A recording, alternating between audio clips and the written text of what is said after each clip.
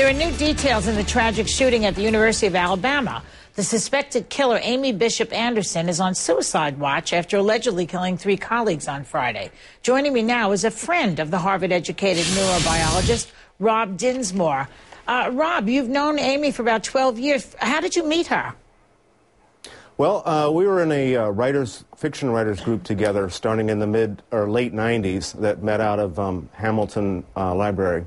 I see, a writing group. And did you think she was capable of such the things that she's being accused of?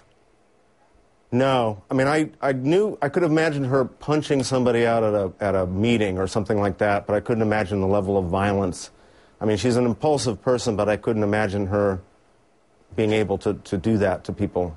What do you mean she would have hit somebody but not shoot somebody? Is that what you think? Yeah, kind of. I mean, she was impulsive, and she when she thought she was right, she wouldn't back down. So she was pretty much of a straight shooter and probably not terribly diplomatic. Okay. No pun intended there, I take it. A straight shooter. Yeah. Do you think so? Yeah. So she snapped. She must have snapped. Is that what you think? That's what I'm thinking. Now, the fact that the gun was there gives me pause, but it could have been just that she was carrying it around for protection, and then all it took is a couple of minutes to just completely lose it. When you knew her... That's the way I like to... When you knew her, did you know that she had this history of having shot her and killed her brother?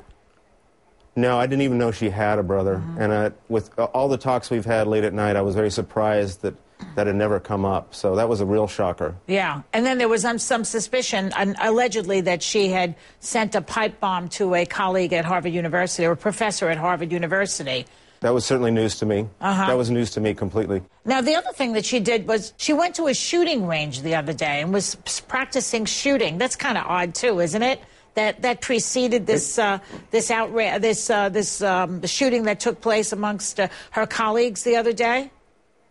Yeah.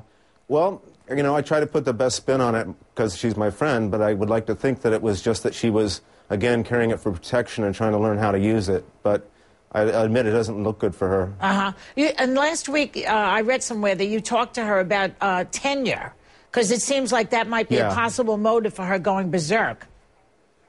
Yeah. I know she's very, very frustrated about the tenure situation and the fact that, for instance, a lot of the research that got funded was very derivative, unoriginal, and she also talked a little bit about, you know, the glass ceiling. So I think when she left Harvard to get, because she thought she had a good crack at tenure at Alabama, and I think when she didn't get that, I think that could very well have just been the final straw. She also mentioned financial difficulties she was having. Do you know anything about that?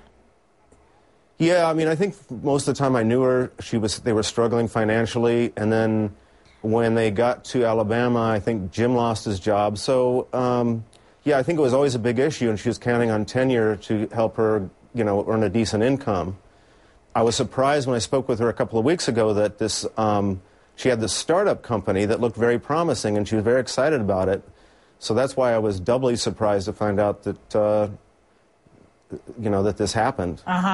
You know, I'm curious, when you were in the writing group with her, what was her writing about? Was it violent writing? Did you get a clue there, maybe? There was some of it was violent material. There was, she wrote a story about growing up in Belfast during the Troubles, you know, the civil unrest in Northern Ireland. That was sort of gritty and street violence. And then she wrote another book. It was about a scientist who had a secret life as an IRA operative. And that had gun violence, and it was sort of typical thriller stuff. So that's the level of violence I'd see. I see. Well, there's so many, you know, little clues that we now see after all is said and done. The pipe bomb possibility and the brother. Which brings me to the brother. Do you, now that you know the story, and having known her, do you think there's a possibility that she might have killed her brother intentionally? I tend to doubt it. I think it was an accident, but I think they were very careful to try to cover, I mean, I don't know, just to make sure that the case kind of got thrown out. I can't imagine why she would kill her brother. Well, my information is after she shot and killed him, she went out into the street with her gun and asked somebody to get her a getaway car because she said allegedly she was having a fight with her husband, which obviously was a lie. So she might have killed him intentionally, for all we know. But that's all that has to be all sorted out now.